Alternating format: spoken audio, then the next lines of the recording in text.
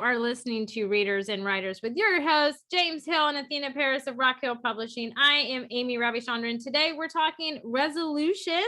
The new year, hello, we all have resolutions, right? So whether you've just decided you're a writer or you just are like, I'm going to switch gears and switch what I'm writing or whatever it is, we are going to discuss all of that. So who wants to dive into resolutions first?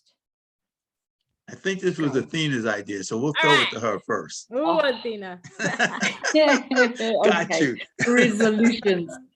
Okay, so I guess my idea was everybody has resolutions. We're going to lose weight, we're going to clear our closets, we're going to eat more naturally, whatever it is we decide. But as writers, we also have resolutions. So somebody might decide, that book I always wanted to write. I think this is the year. And definitely, if that is the way you feel, you should go for it and write that book of yours. Doesn't mean you have to accept that it might be a success. It might not be that great a success. And by success, I mean that's subjective. Success. What success? Is that money for you, or is it just seeing your book and that you create a good product that people love? So success is really subjective from person to person. It doesn't have to just be about money. That's great. If you get the money, that's great. But don't make that your priority when you want to write a book, because that book might be your family history.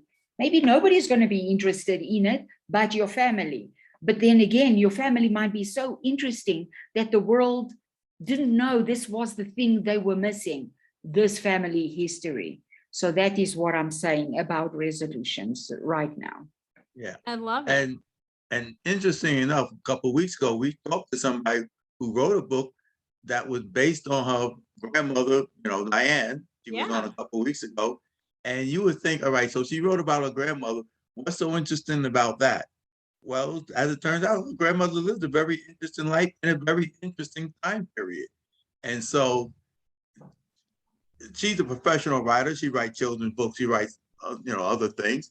And so for the person who's not a so-called professional writer, who think they only have one book in them about writing about their family or somebody in their family or something like that, if that is your goal, then go ahead and do it, because now is the time.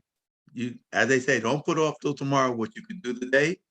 That is a resolution everybody should have. And I'm a big procrastinator. So, my resolution is probably to stop procrastinating and get things done. But, that's my resolution every year. So, but the thing is, when you decide that you are a writer, when you have decided, I'm going to write this book, I'm going to do this, I want to be a writer, I want to be an author. And you put that in your mind, because a lot of people struggle for years and years and always think about, oh, when I have time, I'll write. When I have time, when I'm finished this job, when I'm retired, whatever. Yeah, okay, because maybe you don't have the time. You have children, you have a job that takes up all your time. So you really don't have the time. And that's how it was for me too. I wrote a lot of time, but I didn't try to publish anything because I really didn't have time to pursue publishing. Right. And so when you finally say, I'm a writer, I'm an author, I'm going to pursue this, then it's time to discover your genre. What are you writing? Where do you fit in the writing world is something that you should look at. Like Athena said, what are your goals to writing? Get yourself into a writing group or a class.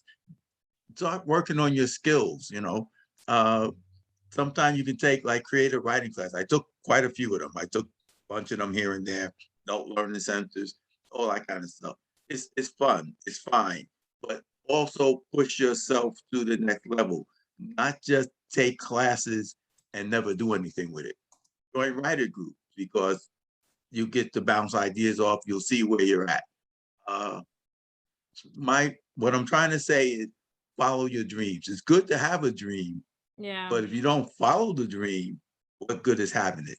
But see, sometimes that's hard to do, right? Which is why we all make resolutions, right? We all have good intentions at the beginning of the year.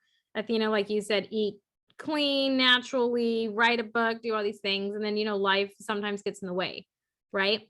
So how, what advice could you give people that, maybe, life gets in the way down the road or whatever? Like, how can they adapt and kind of overcome that to keep their resolution, whether it is to put out a new book or to join a writing group or something like that? How can people, what are some examples or tips that you guys can give people, to adapt and overcome? Because I am sure if your life is anything like mine, stuff happens all the time. James, I know for you, for sure. Athena, I'm certain things have happened for you. So, how do you guys adapt and overcome to keep to your goal and your resolution?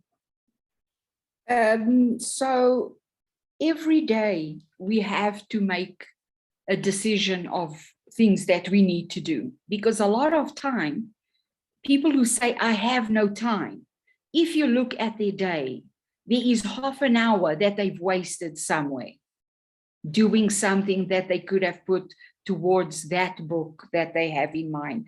Now, the thing is, everybody is said to have a book within them. So it's not so much a book, but a story.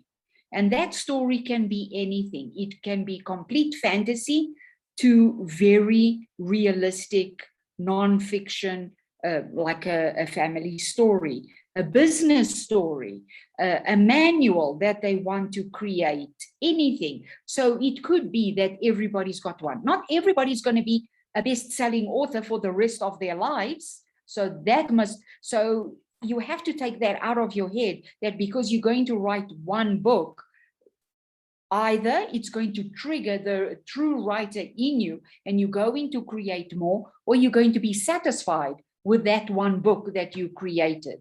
So that's two very different writers. The one is on a pathway to becoming an author and a continuous writer, and the other one will have achieved the goal after writing that book, and they'll move on to something else.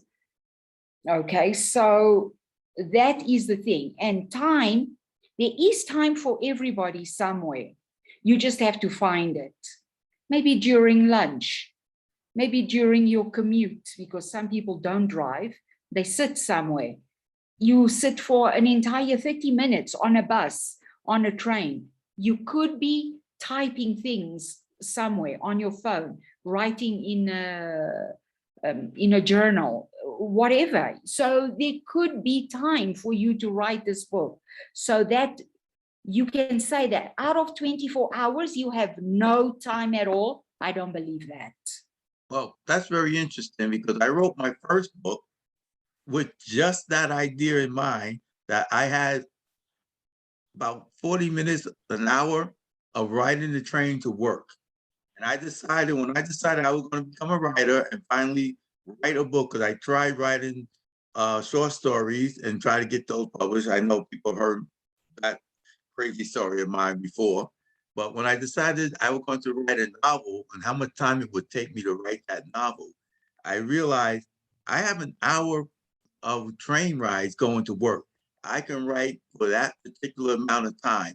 And I wrote the novel in that idea that it would be broken up in this 1 hour segments. So I had to tell the story, and that particular scene or whatever that particular part of the story was, in that 1 hour. And I wrote it all longhand. I wrote it in a notebook. This is back in the time before laptops, people, Yeah. and personal computers. Actually, I did have a personal computer, but it was this monstrosity of a. So, but there you go. There goes the idea of time. What time do you have that you're frittering away doing something that's not necessary? If you want to be a writer, you find the time to write. I also wrote late at night. Like I said, I had a family, I had all this stuff, but I'm pretty much an insomniac. So I don't really go to bed early. I don't go to sleep early. So I would sit and write about an hour or so at night after everybody else went to sleep. And I would sit there and type when I actually had a better computer, and sit there and start typing my stories and stuff like that. And I timed myself by the Cartoon Network, because I was that each cartoon ran for a half an hour. So because I had to get up and go to work in the morning, I didn't want to be there too long. And once you start writing, you sometimes lose complete track of time. No, So yeah. I would play the Cartoon Network, and I know every time another cartoon came on, that was another half hour. And at some point, I had to go to bed. So, I mean, 2 or 3 cartoons run, and then it's like, all right, whatever I'm at, I got to wrap it up here so I can go to bed, so I can get up and go to work in the morning. Right. So you got to Yeah. find time, and that's a hard thing to do sometimes, but there are ways, Yeah, time there's they management. say, Yeah.